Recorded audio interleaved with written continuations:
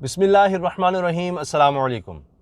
जिस तरह आप सब सुन रहे हैं, देख रहे हैं कि अपोजिशन ताकतवर होती चली जा रही है और इसी दौरान जो सीनियर सहाफ़ी हैं वो भी अब पेशगोइयाँ कर रहे हैं कि इमरान खान साहब की हुकूमत अब मुश्किल में है और उनको गिराया जा सकता है। ख़ास तौर पर अब तहरीक अदम एतमाद की जिस तरह बात हो रही है, इन हाउस चेंज की बात हो रही है, उस पर हारून रशीद साहब जो सीनियर सहाफ़ी हैं उन्होंने भी बड़े इंकशाफात कर दिए हैं। आपको पता है कि एक दौर में इमरान खान साहब के सबसे करीबी समझे जाने वाले ये सीनियर सहाफ़ी हारून रशीद साहब और इस्टेब्लिशमेंट के मामलात को भी बड़ी अच्छी तरह समझते हैं, हर तरफ इनके ज़राए मौजूद हैं। तो इन्होंने बड़ी खबर ब्रेक की है। इनका ये कहना है हारून रशीद साहब का कि अब इस्टेब्लिशमेंट इमरान खान का साथ दे देकर थक चुकी है और इसके अलावा इन्होंने एक और बड़ी खबर ये ब्रेक की है कि इमरान खान से रावलपिंडी की शख्सियत ने 3 मुलाकातें कर ली हैं, 3 मुलाकातें। और इस पर नवाज शरीफ अब इतने ज़्यादा पुरुमीद हैं कि वो कह रहे हैं कि अब तो बेटी भी नहीं, यानी भाई शहबाज शरीफ की तो बात ही छोड़ दें, अब बेटी मरियम नवाज भी नहीं, अब मैं खुद वज़ीर आज़म बनूंगा। अब उस पर भी बातचीत चल रही है। एक और ख़बर साथ ही उन्होंने ये भी दिया रशीद साहब ने कि वो कह रहे हैं कि जी नाअहली मेरी ख़त्म करवाओ और मैं ही वज़ीर आज़म बनूंगा। तो अब उनको ये पैगाम दिया जा रहा है या समझाने की कोशिश हो रही है। वकील तो ये कहते हैं इनके नवाज शरीफ के कि जी इनकी ताहयात नाअहली ख़त्म की जाए, मगर उनको ये बताया जा रहा है जी सुप्रीम कोर्ट का फ़ैसला है, ये मामलात ऐसे नहीं ख़त्म होते। तो बहरहाल अब ख़ुद ये बातें नून लीग की तरफ से, अपोजिशन की तरफ से की जा रही हैं कि जी अब हम सब इकट्ठे हो गए हैं।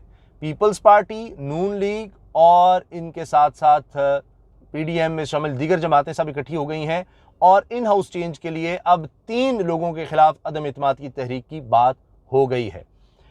एक है जनाब सेनेट चेयरमैन आदिक सिंजरानी साहब, उसके अलावा स्पीकर असद कैसर साहब और पंजाब में वज़ीर आला पंजाब उस्मान बुज़दार। तो ये 3 लोग हैं जिनके नाम एक तरह से अपोजिशन ने फाइनल कर लिए हैं कि यहाँ से हमने आगाज़ करना है। और अब ये कहा जा रहा है कि बाहर के जलसे जुलूसों से कोई फ़र्क नहीं पड़ने वाला और लोग थक गए हैं इस हुकूमत से, महंगाई बेरोज़गारी की वजह से, मगर वो सड़कों पर आने के लिए तैयार नहीं है।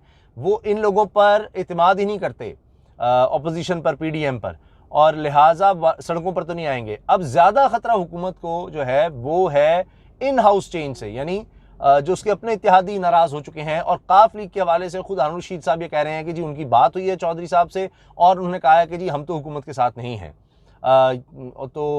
अब आप इससे अंदाज़ा लगा लीजिए कि हालात किस तरफ जा रहे हैं। अब क्या क्या बातें हारून रशीद साहब ने कही हैं वो मैं आपको बताता हूं और उन्हीं के अल्फाज क्या थे।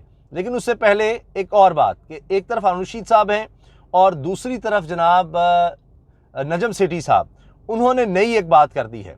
उन्होंने ये कह दिया है कि उनकी चिड़िया, मैं कोट कर रहा हूँ, उन्होंने ट्वीट की है बाकायदा और इस पर बड़ी बहस हो रही है, बल्कि इसका जवाब तो ख़ुद शहबाज गिल साहब ने, वज़ीर आज़म के मामले में खुसूसी हैं, उन्होंने भी दे दिया, बड़े गुस्से में हैं इस ट्वीट पर।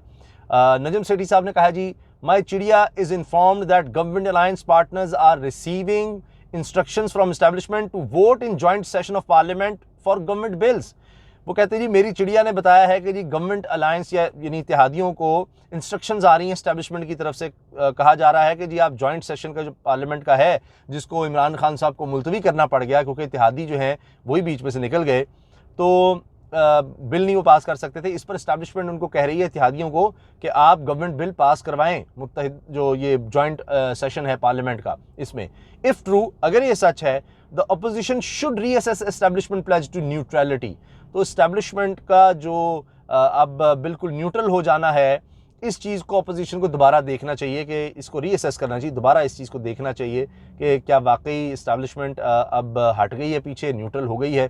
क्योंकि यही कहा जा रहा है कि जी क्योंकि इस्टेब्लिशमेंट पीछे हो गई है तो इस वजह से अब अपोजिशन या PDM में जान आ गई और वो कहते हैं जी हम तो छोड़ेंगे नहीं और अब हम बिल्कुल इमरान खान को गिरा सकते हैं। तो इस पर शहबाज गिल साहब जो हैं वो आपको पता ही है कहाँ पीछे हटते हैं।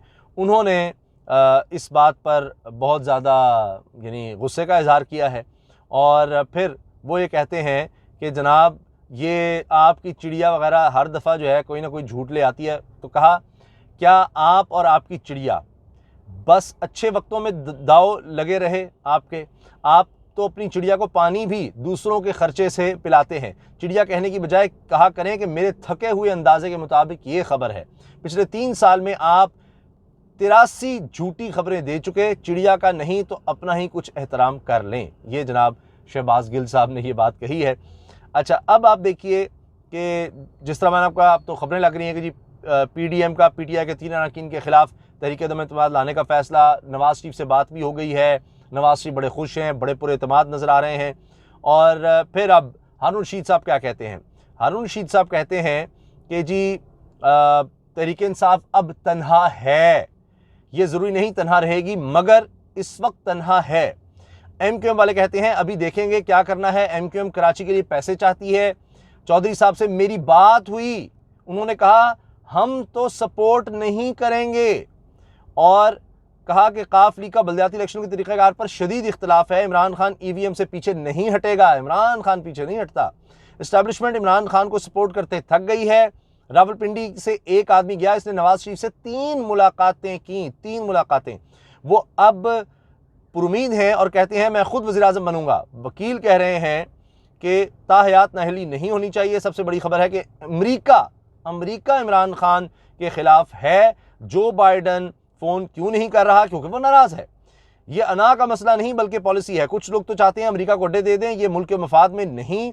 इस वक्त किस्मत खान साहब का साथ भी नहीं दे रही, महंगाई भी है, जराइम बढ़ रहे हैं, ढंग की टीम इन्होंने बनाई नहीं। टीटीपी से मुज़ाकरात के रास्ते में 200-250 बेगुनाह बच्चों के खून की दीवार खड़ी है। इस दीवार को कोई फलांग नहीं सकता। अफगान तालिबान को भी समझना होगा और इनको भी समझाना होगा। 70,000 लोगों का लहू भी है, वो भी बेगुनाह मारे गए, जिसने जुर्म किया इसको सज़ा मिलनी चाहिए। तो ये जनाब हारून रशीद साहब ये कह रहे हैं, और उनका ये ख्याल है कि जी इमरान खान साहब अब घिर चुके हैं और बड़ी मुश्किल में है। लेकिन साथ साथ आगे ही अगले ही प्रोग्राम में हारून रशीद साहब ने पीडीएम को भी खूब लताड़ा है, और जो उनका कराची में जलसा हुआ इस पर कहते हैं जी पीडीएम का ये पावर शो कोई नहीं था, और लोग तंग ज़रूर हैं लेकिन सड़कों पर नहीं आएंगे। और उन्होंने कहा ये किस किस्म का पावर शो था? कोई पावर शो नहीं था। और अगरचे लोग परेशान हैं, बेरोज़गारी है, महंगाई है, मगर इनके लिए सड़कों पर नहीं आएंगे। फजल रहमान वगैरह के दौर में तो हुकूमत इनको जब मिली थी खैबर पख्तूनख्वा में, तो दहशतगर्दी परवान चढ़ी थी और मुल्क का वजूद ख़तरे में पड़ गया था। शहबाज शरीफ पर कैसे भरोसा करें लोग, आम आवाम? वो पहले 25 अरब रुपए का हिसाब तो दें। हुकूमत जलसों से नहीं, तहरीक के अदम एतमाद से जा सकती है। ख़तरा तहरीक अदम एतमाद से है। इन हाउस तब्दीली के लिए पूरी तैयारी कर ली गई है। कामयाब होती है नहीं, इस बारे में कुछ नहीं कह सकता। इसमें शहबाज शरीफ, फजल रहमान, पीपल्स पार्टी का इत्तेफाक राय हो गया है। मैंने आपको पहले ही बता दिया था।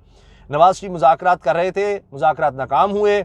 इसने कहा मेरे मुकदमात ख़त्म कर दें, मुझे गिरफ्तार ना किया जाए। इसका जवाब देना चाहिए कि ये सुप्रीम कोर्ट का फैसला है। इसके बाद ऑप्शन है कि इसका भाई वज़ीर आज़म बन जाए। अब तो वो अपनी बेटी को भी वज़ीर आज़म बनाने को तैयार नहीं, कहता जी मैं खुद बनूंगा। जरदारी साहब कप नहीं उठा सकते, मगर रोज़ाना उनकी कोशिश होती है कि 2-4 करोड़ इनकी आमदन में इजाफा हो जाए। इस्टेब्लिशमेंट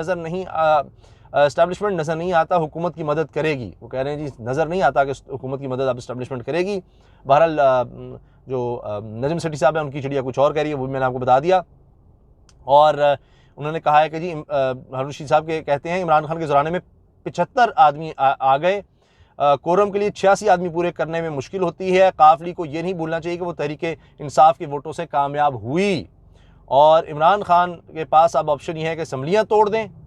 यहाँ तक कह रहे हैं जी असम्बलियाँ तोड़ दें इमरान खान का ऑप्शन है। दूसरा तरीका यह है कि इत्तेहादियों से बात करें। इस्टेब्लिशमेंट ईवीएम के हक में नहीं, इलेक्ट्रॉनिक वोटिंग मशीन के हक में इस्टेब्लिशमेंट नहीं है। IMF के साथ मुआहदा हो गया है, एक चीज़ रुकावट है, वो नहीं कर सके। स्टेट बैंक को मुकम्मल आज़ादी दी जाए, ऑर्डिनेंस जारी कर दिया मगर क्लैप्स हो गया। तो ये जनाब इस वक्त सूरत हाल है। सीनियर सहाफ़ियों के हवाले से मैंने आपको बता दिया वो क्या क्या पेशगोइयाँ कर रहे हैं। आपकी इस बारे में क्या राय है? कमेंट सेक्शन में इज़हार कीजिएगा। अल्लाह हाफ़िज़।